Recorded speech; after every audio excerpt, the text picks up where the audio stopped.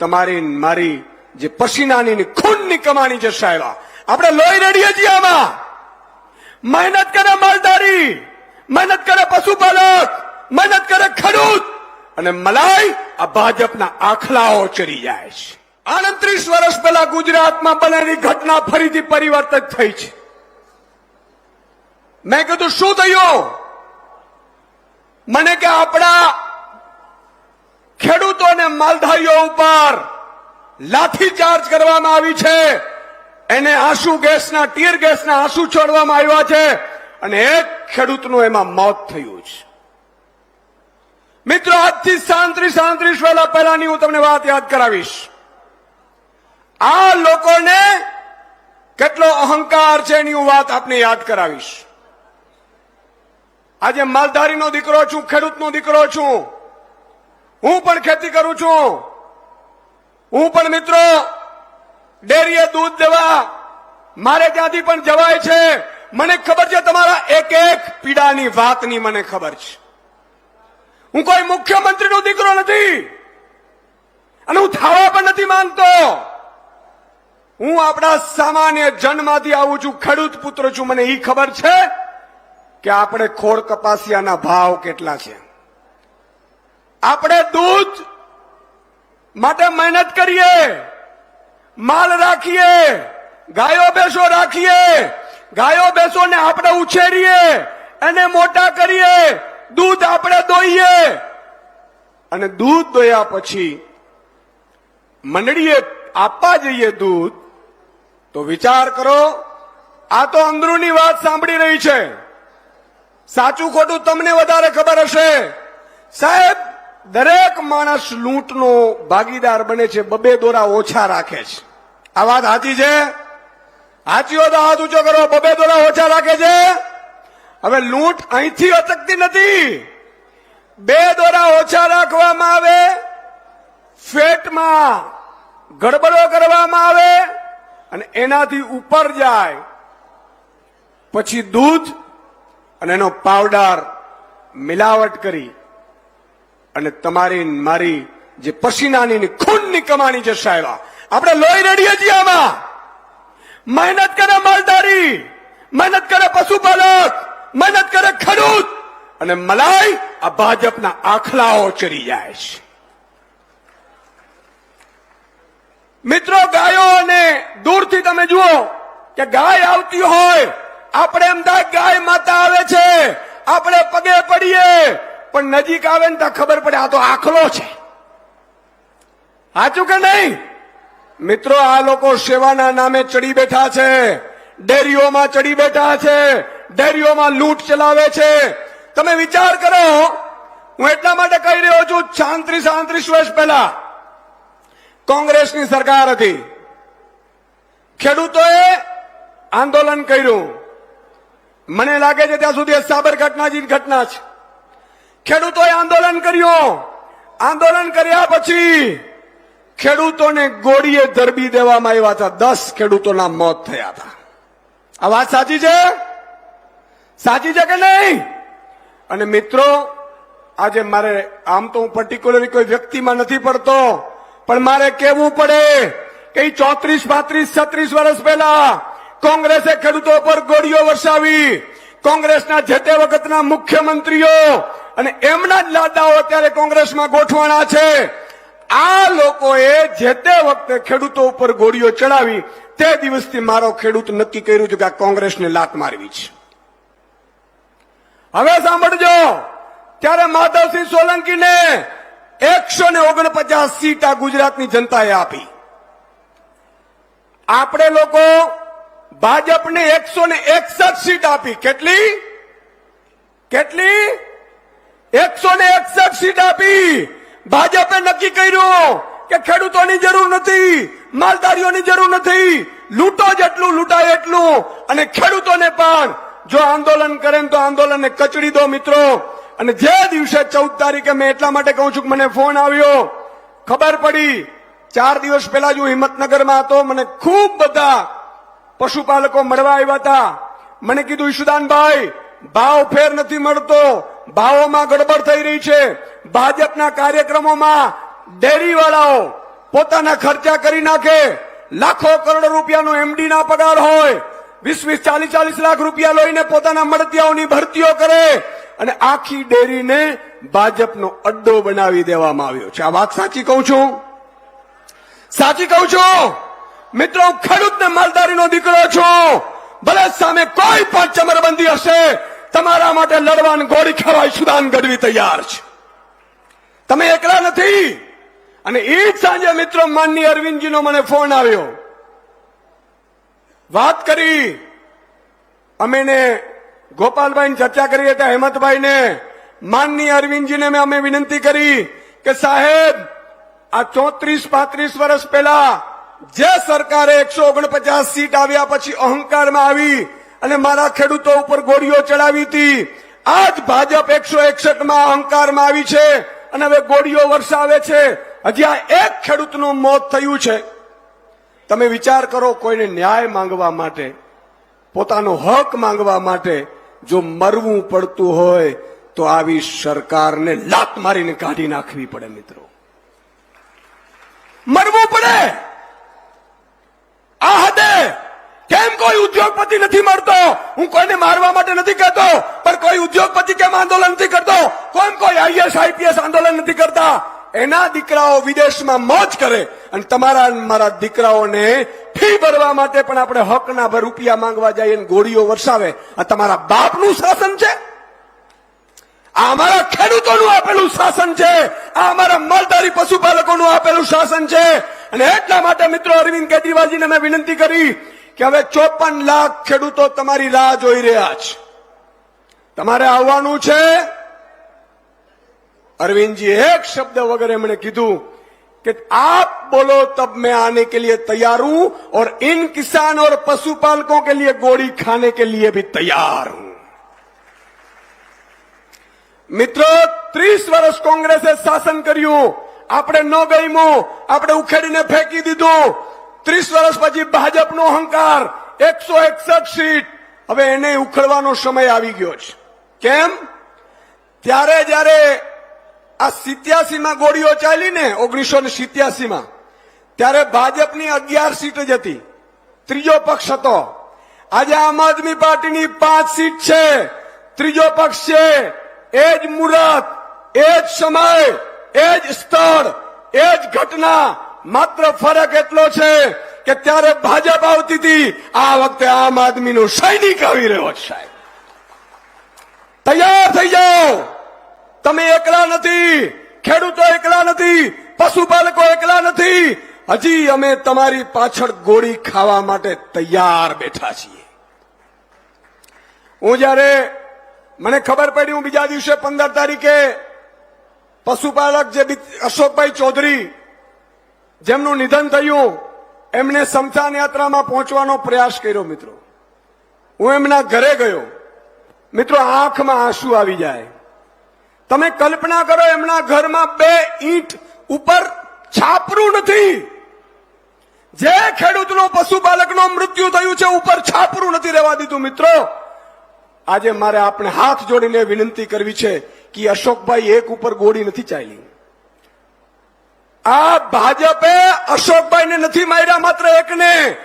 એક ખેડૂત અને પશુપાલનને મેસેજ આપ્યો છે કે જો તમે તમારો હક માંગવાનો પ્રયાસ કર્યો ને તો આ જ રીતે મોતને ઘાટ ઉતારીશું. બોલો, આવી સરકાર જોઈએ? બોલો જોરથી, આવી સરકાર જોઈએ? મિત્રો, અંગ્રેજો પોલીસનો ઉપયોગ નહોતા કરતા ને, એના કરતા 1000 ગણું વધારે અત્યારે ભાજપ કરી રહી છે. અને કોની સામે? આપણા ગરીબ પશુપાલકો સામે, ગરીબ ખેડૂતો સામે. અરે ભાઈ, અમે તો ટકનું ટક ખાઈને અમારું ઘર ચલાવનારા છીએ. મિત્રો, અશોકભાઈને પાકી દિવાલ નથી. હું જયારે મળવા ગયો, ભાજપના કેટલાક આગેવાનો ઘેરી લીધા. મિત્રો, એમને સમજાવવાની કોશિશ કરી કે તમે ઈશુદાનભાઈને આવવા ન દેતા, અમે તમારી સાથે છીએ, તમારી માંગણી પૂરી કરી નાખીશું. અલા ગલગોટાઓ, તમારે જો માંગણી જ પૂરી કરવી હોય તો અમારા મહિલા પછી કરશો. સાચું બોલું છું? જોરથી બોલો, સાચું બોલું છું? અમારો મોત આવે પછી તમે માંગણી પૂરી કરશો. અને તમે કોણ છો અમને આપવા વાળા? અમને તો અમારો નાથ દ્વારકાધીશ આપનારો બેઠો છે. આ તો અમે ભૂલ હતી કે તમને શાસન આપ્યો. ગાય માતા સમજીને દૂરથી જોયું તું અને આખલા નીકળ્યા છે. અને એટલે જ મારે કૃષ્ણદાસ માણેકની રચના યાદ આવે છે કે મને એ જ નથી સમજાતું કે શાને આવું થાય છે. મને એ જ નથી સમજાતું કે શાને આવું થાય છે. ફૂલડા ડૂબી જતા અને પથરા તરી જાય છે. છે સૂકું તણખલું દોયનું કામ ગેનું ને અને લીલાછમ ખેતરો આખલાઓ ચરી જાય છે. મને એ જ નથી સમજાતું કે શાને આવું થાય છે. પણ મિત્રો, આજે આત્માને જગાડવાનો સમય આવી ગયો છે. આજે એવું વિચારીશું કે અશોકભાઈ આપણામાંથી એક હતો. અશોકભાઈ ચૌધરી સમાજના હતા, પશુપાલકના હતા, ખેડૂત હતા, એવું નહીં સાહેબ. ખેડૂતોના કારણે આજે ઉદ્યોગપતિ એના ઘરે જમી શકે છે. અને આપણે એટલા સારા માણસો છીએ ભાઈ. વિચાર કરો, 1 મહિનો આપણે શાકભાજી નો આપીએ, 1 મહિનો દૂધ નો આપીએ, ઘઉં ચોખા નો આપીએ, તો આ શું ચાર્ટર પ્લેન ખાવાના છે? બોલો, ચાર્ટર પ્લેન ખાવાના છો તમે? આ તો અમે એવા છીએ કે અમારા દીકરાઓને પણ પેટ ન ભરાય ને તોય આખા જગતનો તાત છે, જગતનો પેટ ભરવા માટે અમે બેઠા છીએ. અને આ ખેડૂતો છે, આ પશુપાલકો છે, અને એની મજાક તમે કરો છો. પણ મિત્રો, સમય આવી ગયો છે. આપણે એક એકને જાગવું પડશે. આપણે એક એક એમ વિચારવું પડશે કે આજે અશોકભાઈ સાથે બન્યું, કાલે મારી સામે બનશે. મિત્રો, હાઈટની વાત જુઓ. ભાજપ વાળા ડેરીઓમાં બેસી ગયા મેન્ડેટ પ્રથાથી. ભાજપ વાળા ભાવ ફેર નો આપે. ભાજપ વાળા પાસે માંગવા જઈએ એટલે ભાજપની પોલીસ ગોળીઓ વરસાવે, લાઠીચાર્જ કરે, મરીએ આપણે અને પોલીસ ફરિયાદે આપણી ઉપર. આવું તો અંગ્રેજ પણ નહોતા કરતા. 74 લોકો ઉપર પોલીસ ફરિયાદ. એટલી બધી કલમો, જાણે પાકિસ્તાનથી આતંકવાદી આવ્યો અને કલમો નો હોય ને એટલી કલમો લગાડી મારા પશુપાલકો પર. એક નો બદલો લેવામાં આવશે. હું અધિકારીને પણ કહી દઉં છું અહીંથી, જે અધિકારી કોઈના ફોન ઉપર મારા પશુપાલકને, મારા ખેડૂતની ઉપર ખોટી ફરિયાદો કરે છે ને, યાદ રાખજે, 27માં પહેલી કેબિનેટમાં તમારો વારો લઈશ. તમે એમ સમજો છો વસૂલાત વ્યાજ સાથે કરીશું. આ મર્દના ફાડિયા એમને એમ નથી બેઠા, આ ગોળીઓ ખાવા માટે બેઠા છે બધાય. અને મિત્રો, અમે સત્તામાં આવીએ ન આવીએ એના માટે નહીં, અમે હારીએ કે જીતીએ એના માટે નહીં, આ પ્રજા માટે એક વાર નહીં 1000 વખત પણ હારવા તૈયાર છીએ. પણ સંઘર્ષનો મેદાનમાં રહી અને અધિકારીઓને કહીએ છીએ કે તમારી દાતી કાઢી લેશું અમે.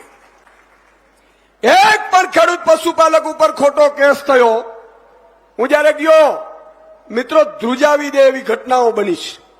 એમના પરિવાર ઉપર દબાણ લાવવામાં આવ્યું હતું કે તમે કઈ વધારે બોલતા નહીં. તમે કલ્પના કરો, આવું તો કંસ મામાએ નહોતું કર્યું. કંસ મામાએ નહોતું કર્યું. મથુરામાં એનો ત્રાસ વર્તાતો હતો, પણ કંસ ક્યારેય ગોકુળમાં, ક્યારેય કનૈયાના પરિવારને જઈને એવું નહોતું કીધું કનૈયાના પરિવાર તમે બેહી જાઓ. ભાજપ યાં સુધી પહોંચ્યું છે. કેટલો અહંકાર. અને મિત્રો, આ અહંકારને તોડવાનો સમય આવી ગયો છે. આ અહંકારને કાઢવાનો સમય આવી ગયો છે. આ અહંકારને તમે નું જ કાઢી શકીશું. અને આજે આપણે સંકલ્પ લેવો પડશે.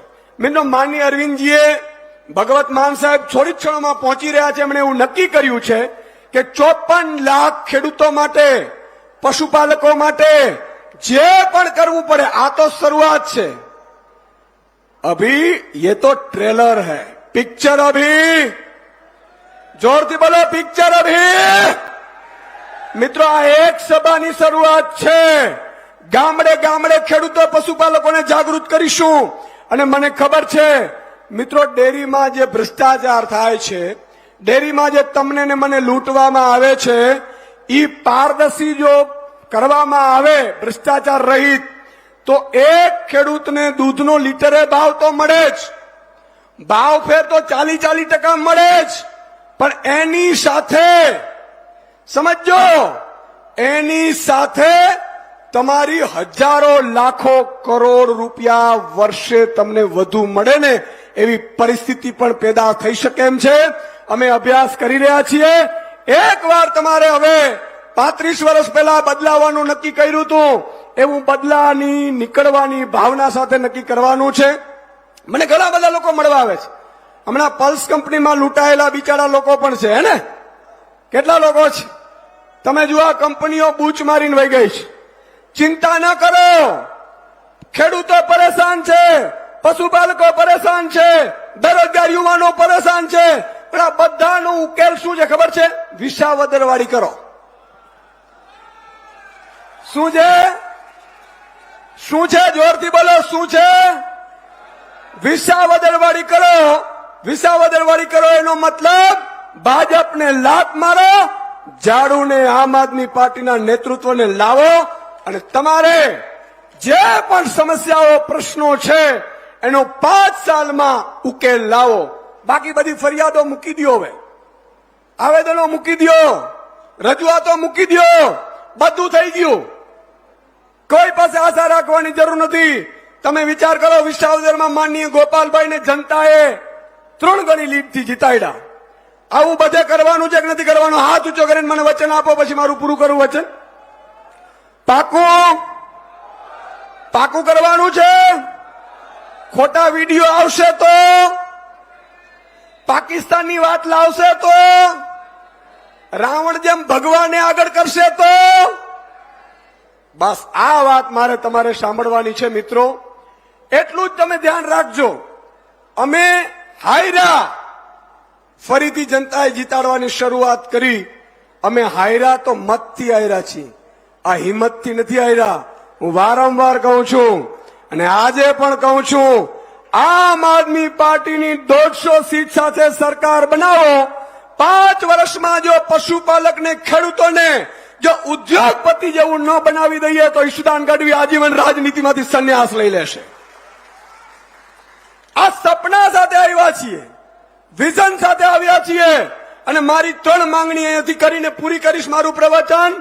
સાબર ડેરી, કરોડો રૂપિયાનો ભ્રષ્ટાચાર થાય છે મિત્રો. હજારો કરોડ રૂપિયાના નેતાઓ ઘરમાં ભરે છે. આ બધી અમને ખબર છે, પણ આપણી માંગણી છે પોલીસ કેસ જે પણ ખેડ પશુપાલકો ઉપર કર્યા છે પાછા ખેંચવામાં આવે.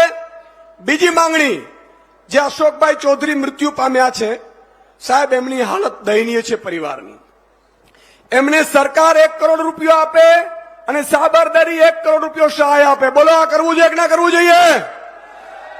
ત્રીજું, કે ભવિષ્યમાં કોઈ પણ ખેડૂત કે પશુપાલકોએ આંદોલન ન કરવું પડે, કારણ કે આંદોલનમાં ભાજપ કોંગ્રેસ વાળા ઝઘડાવી આપણા લોકોને મરવે નાખી અને પોલિટિકલ ફાયદો લે છે. આ મોત ઉપર રાજનીતિ ન હોય. એટલે આજે આપણે કહેવા આવ્યો છું, આમ આદમી પાર્ટી ખેડૂતો અને પશુપાલકો માટે લડશે. જે પણ કરવું પડશે કરવાની થશે. હું એ 74 જે નાગરિકો છે એમને કહી દઉં છું, સુપ્રીમ કોર્ટ સુધી વકીલો આમ આદમી પાર્ટી તમને આપશે, હું ખાતરી આપું છું. યાદી ક્યાંય અટકવાની જરૂર નથી, ક્યાંય ડરવાની જરૂર નથી. એક જ છે, વિસાવદરવાળી કરો. છેલ્લો નારો હું બોલીશ, તમારે જોરથી બોલવાનો છે. જય જવાન, જય જવાન.